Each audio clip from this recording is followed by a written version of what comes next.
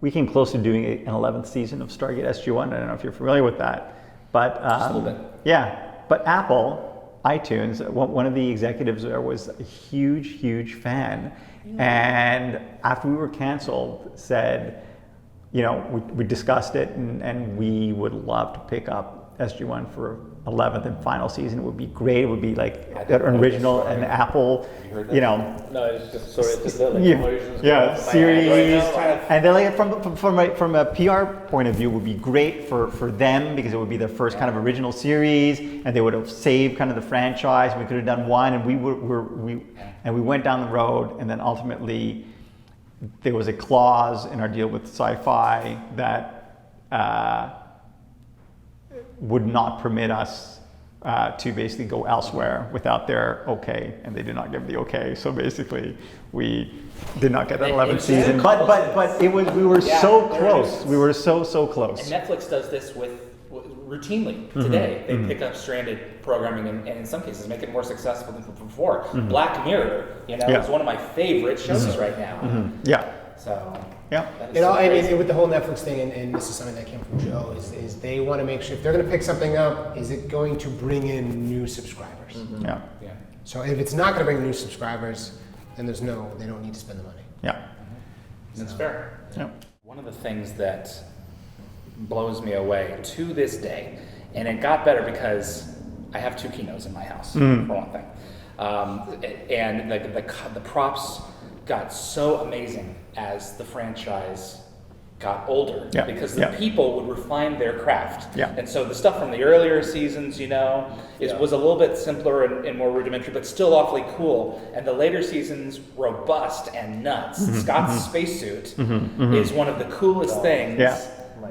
It sits in my living room. You have it? You really? Wow. Yeah. Well, but also a lot of the props there were, a lot of shows don't have the luxury of actually having like an in-house team, and so we had that model shop. We had like where was that? Norco, the paint shop, the model shop. Yeah. The Atlantis, the plantons, how they're just these CNC stuff right down to the Pegasus logo on Weir and Carter and Woolsey's office. Were just nuts, And one of the things that Martin Garrow always talked about was, I can think of something and I can write it, and a few weeks later I'll be able to hold it in my hand. Yeah. Which is nuts is which is a crazy luxury, as you can attest on other shows you've gone on since. You don't have, you think of something, you write it, and you're like, something is not exactly what you envisioned, or it's close because basically we use it on another show and it's going to be repurposed for this show, but on Stargate, really everything pretty much was made from scratch.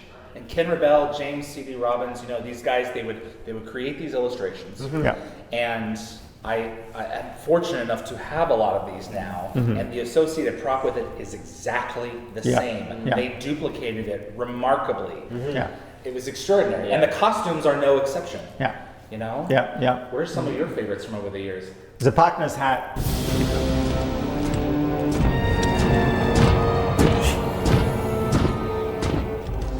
This is before my time. Yes. His fan. Yeah, he wore this huge Kevin Carmen Miranda hat that I wanted to get my hands on when we wrapped, but kind of disappeared. I'm sure it's sitting in Brad's closet somewhere. I remember it out on him. I remember the Super Soldier.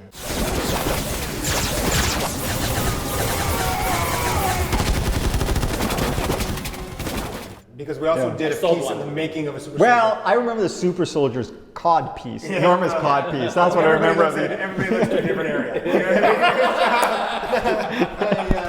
I was more of It's a tall box. It was down payment. But that was a pretty cool look. Anytime they could fabricate stuff and I could go see how that was made, and there was actually shots of machine pressing it. Just how expensive those were. Like when we did the Atlantis Lost Tribe, First Contact. That's where those suits come from. Those suits, those are like 100 G's a suit.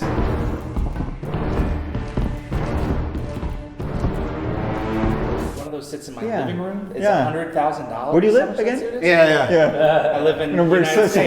If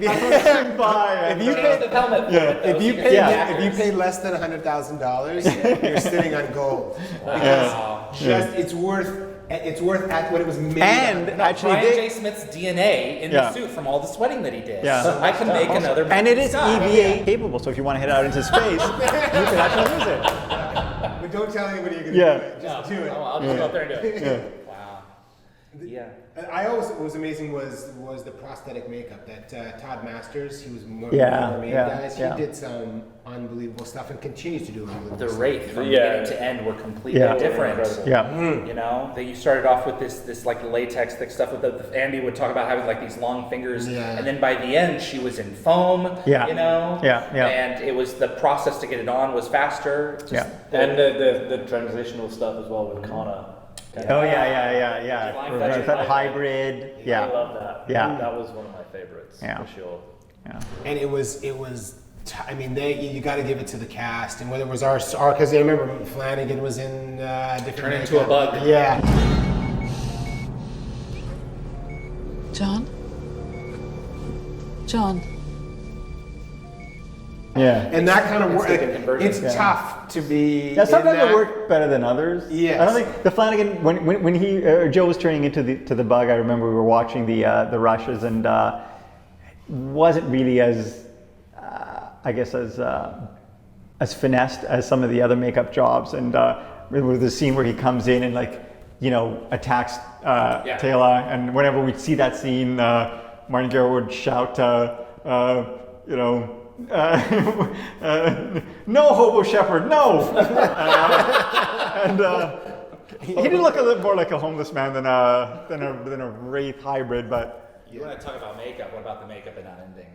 oh, Had a that little was more time yeah, to yeah, develop that one. yeah. Which yeah. one was that? It was that little final episode of SG1. Oh, Yeah. Unending. Did you work on that show? I did. Yeah. When I said that I wanted to get the team back together, work with you guys, learn from you, I did not mean every waking moment for the next 50 years. You said that yesterday.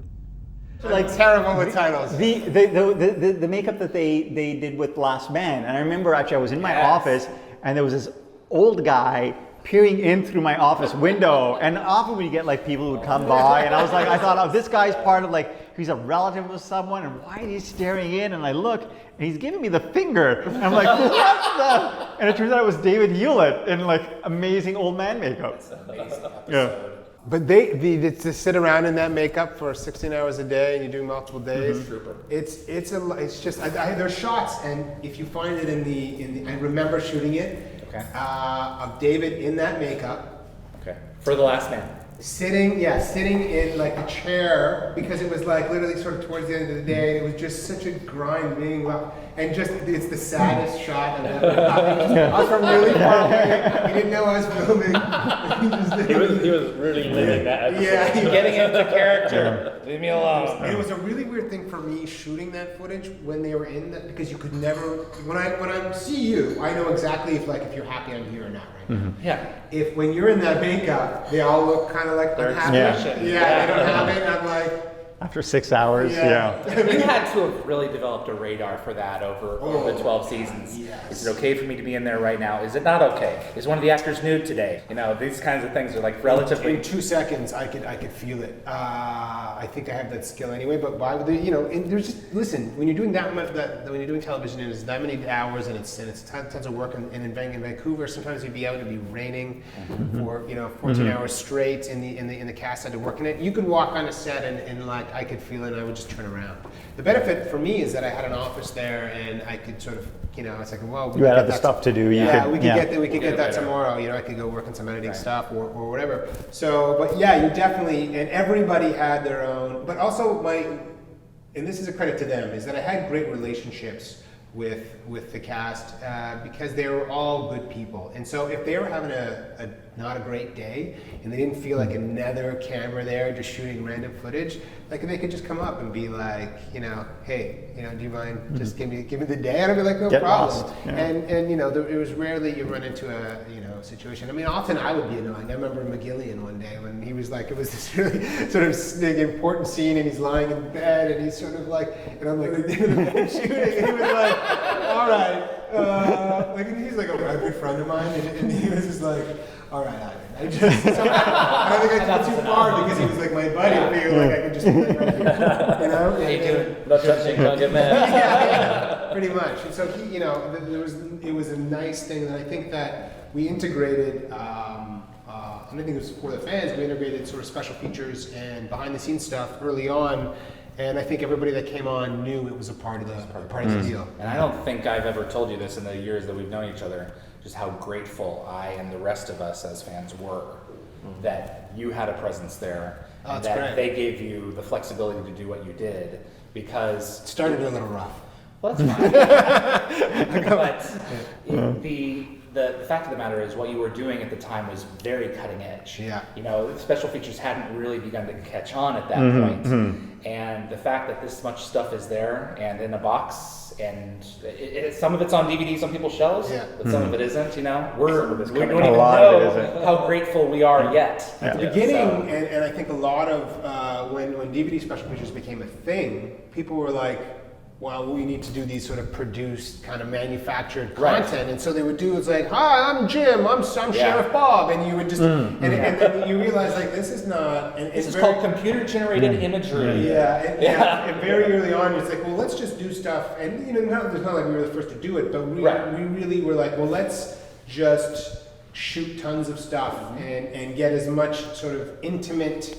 As many intimate moments as we could, and take the fans really behind the scenes, because I think you realize quickly how much the fans love the show and the people that were on it. So it was like, well, let's. But it also always must have been a challenge trying to come up with something new every year. Oh my God. To try to come up with something. Well, there was because sometimes we did. I think one year, was it for Universe? We did like 60 2-minute pieces or something, and it was like, season 2. It was crazy. I was on the fly. I was like, okay, I would just be listening, or I would talk to people. Like, if you hear about, it's like Bam Bam doing anything cool, or somebody doing something cool. Like, I would just Brian's getting run over by a car. Exactly. So those moments were like, okay, let's find that one where you got hit by a car. One was crazy. Episode? That is Cloverdale. Yes. There's no tripping him up. Amazing.